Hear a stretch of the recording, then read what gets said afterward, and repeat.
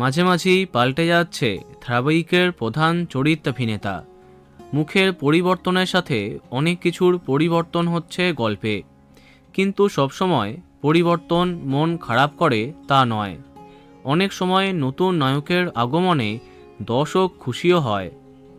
Diamond দিদি জিন্দাবাদ শেষ হয়েছে সে অনেক দিন হলো।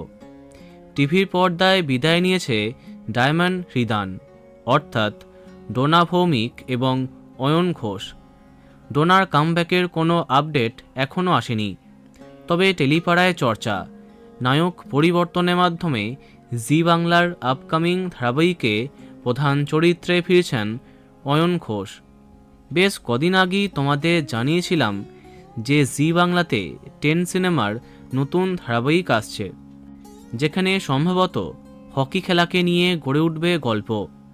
এখানে দীপান্বিতা রক্ষিতের বিপরীতে প্রথমে যার নাম সামনে আসে তিনি ইন্দ্রজিৎ বোস।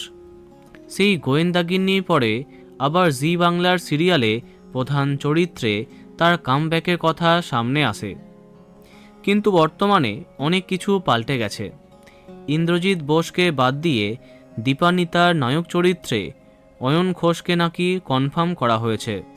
হ্যাঁ, সম্প্রতি এমন খবর সামনে আসছে যে টেন্টের আপকামিং গল্পে দীপান্বিতা ইন্দ্রজিৎ নয়, বরং দীপান্বিতা অয়ন জুটি বাঁধছেন।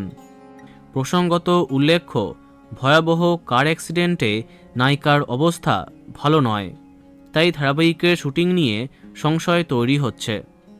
তো বন্ধুরা, এখন তোমার কি মন্তব্য কমেন্টে জানাতে পারো। আর এই রকমই আরও অনেক ভিডিও পেতে সাবস্ক্রাইব কারেন্ট পজ। ধন্যবাদ।